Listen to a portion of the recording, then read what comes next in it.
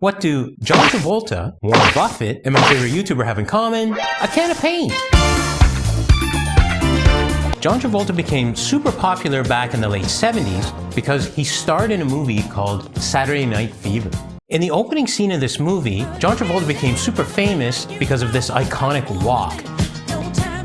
One of the reasons is he's swinging a can of paint. Now, rumor has it, this can of paint is from a company called Benjamin Moore Paints. What does this have to do with Warren Buffett? Warren Buffett was the CEO of Berkshire Hathaway. Around the turn of the century, Berkshire Hathaway bought Benjamin Moore Paints. What does this have to do with my favorite YouTuber? She did a lot of DIY videos about 5 or 6 years back, and one of her sponsors was Benjamin Moore Paints. So there you have it. Everything's nice and neat and fits into place. Why do I care? Because every time I watch her videos, it always drags me back to the stock market in one way or another. And in this case, it's to look at paint. Okay, so let's take a peek here at Berkshire Hathaway's stock chart. Today is January 15th, and Berkshire's at $738,690. Wow. Yeah, I knew it was high, but wow, that's pretty high. Okay, so let's go back here. Let's look at the 20-year chart. You're down here. We'll put on the candlesticks. All right, and you can see here, like 20 years ago. Okay, that's like 2008, after the financial crisis or whatever. It was $90,000 a share. Okay, so now my favorite YouTuber, she did these videos. Let's go back to the 10-year here. Okay, so it was $210,000 a share, and you could see it was a nice steady increase all the way up to 2020, right? And then and it was explicitly stated in the video that COVID had come, and there was a steep drop down to $251,000 a share, and then there's a bit of bouncing around a little bit for a few months, just like every company during that time. Then it just mooned, it just moved. And then it was a steady increase all the way up to today, which is again like $740,000 a share. But at its max there, around March 2025, it was $815,000 a share. So, okay, so Pratt & Lambert is another paint company, just like Benjamin Moore, that was bought up by another company, which is Sherwin-Williams. So if you wanted to invest in Pratt & Lambert paints, you have to buy Sherwin-Williams stock. Okay, so we can see here it's $356 a share. And again, that's January 15th. We'll just go down to the chart here, put on the candle dinks. Yeah, we'll go back to the 10-year, okay? So we can see back 10 years ago, it had a share price of $95. And then around COVID, just like every other company, it went down into the dumps. And then again, there was a steady increase, about $356. And then there was a bit of a decline there, a nice dip actually, like a really nice dip in 2023. And it gave you that second chance to jump in. And then it was just kind of like a staircase climb all the way up to like $400. That would have been a good trade. And then we go back in here and, it's never gotten back down to the 200s, but, still there were some dips. You could have jumped in and out and made a few bucks. So is it as good as Berkshire? Berkshire was what? Let's go back here. From COVID, which is around, again, like the time when she probably did these videos a little bit before. So had you bought maybe before COVID, there would have been a bit of a decline. And then from about $265,000 up to $800,000, that's what? Like, it's a little more than a three-bagger. And Sherwin-Williams, 200 to 400.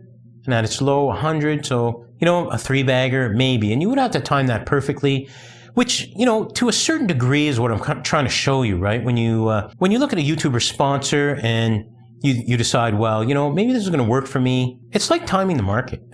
No one's going to tell you to do it, but, there are people who actually take risks. Like some traders take risks and it works out. Now, a three-bagger, yeah, that's totally worth the risk. And since we're on the topic of DIY, we're going to take a look at Home Depot. Okay, so again, January 15th, Home Depot's at $380 a share. We're going to go back 10 years. So 2019, again, it would have been about $200 a share. And it went down a little bit, actually, before COVID, then up, a good amount. Like, it would have been a good trade. And then way down in COVID, like back down to like $130, $140 a share. And then a nice bump up all the way up to $415, then down, gave you some room here to jump back in. And then a little bit of an up, and then a nice big up back into the 430s. Actually hitting an all-time high of 430. And then, almost like a double top there, back down, and then up to 420, then back down, and then 379. So that would have been really good as well. Behr Paints is exclusively sold at Home Depot, but Home Depot doesn't own Behr Paints. Behr Paints is owned by Masco. So we'll go take a peek at its chart. Again, January 15th, it's at $71.21 per share. And that's pretty low compared to the other ones, which, a lot of people would probably jump into this just simply because it's a lower number. Well, on the 10-year, now again, around 2018, we're going to say, it's about $45 a share. And then it went down to like 26, 27, and that was before COVID. Then it went up to a peak of about $50, $49 a share, and then it hit the COVID low of 26 again, so like a double bottom there. And then again, a nice bump up, but not that great. It just doubled in price. And then again, just kind of jumped around. It gave you, went up to about 70, and then it gave you an in again up to about September 2023, and then way up all the way to 77, a little bit down, and then way up again up to 87. And then, just like the other charts, like it just kind of declined, a little bit of a bump down, then a bit of a bump again, all the way to, the $71 mark. Just like Benjamin Moore Paints and Pratt & Lambert, Behr Paints, you can't really trade. So if you wanted to invest in that company, you have to invest in Masco. Did it do well? It's basically a two-bagger, so 30, 60, 70, well, really it only doubled, maybe 2.5. This is actually the worst performer, I think, out of all of them. Again, Home Depot being what? If you timed it absolutely perfectly, which you couldn't have because she made her videos before COVID came, so there was a big dump. But had you timed where she made the videos, so about 230 on Home Depot, you would have double bagged if you sold at the top. Sherwin-Williams, it actually wasn't so bad. It was probably like the best performer, to be honest. Had you bought in 2018 when your videos came out, you would have bought at about $150. Had you sold at the absolute top, $400. So, 2.5. I guess they're about the same. They're all about the same. And Berkshire, again, 250 up to 750. That's basically a three-bagger. So I guess Berkshire comes out on top after all. I might be wrong. I'm not the greatest mathematician, but to me, that looks like a three-bagger as opposed to 2.5 baggers. Okay, since we're in Canada here, we're going to look at Canadian Tire.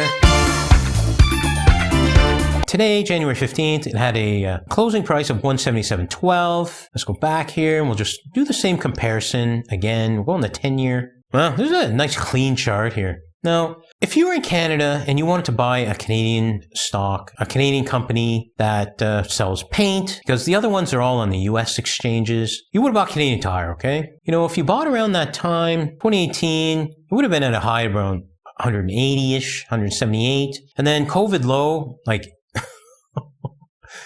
if you were able to time it and just walk in off the street, grab it at the bottom, $65, okay? And then it went to a high of 215. So if you had bought and had to bag hold until recovery, you would have bought at 180 and you would have sold at 200, 210. That's not a lot. It's like $30. That's crap. Now, if you've been lucky and you just happen to get your inheritance or whatever at the $70 mark, and then you throw $150 on there, that's not bad. That's well, it's a two-bagger, right? 2.5-bagger. So Canadian Tire did okay, but you would have to time it perfectly. And if you went by the tea leaves placed on YouTube or by the sponsorship that my favorite YouTuber got, you wouldn't have made very much. Okay, I'll ask the question again. What do John Travolta, Warren Buffett, and my favorite YouTuber have in common? A can of paint. So essentially, I'm just showing you guys where I find my stock picks, how I read the tea leaves on YouTube, and maybe a little appreciation to my favorite YouTuber for getting these cool sponsors that always kind of drag me back to the stock market and kind of engage me in what I like doing anyways. Okay, so I hope that helps you out, and I'll catch you guys guys on the next one. Dang, I can't fucking speak. Warren Buffett was... Oh, for fuck's sake. Start over, bro. Now, around the... Oh, jeez. Because he starred in a movie called... Because he's... I'm not an actor.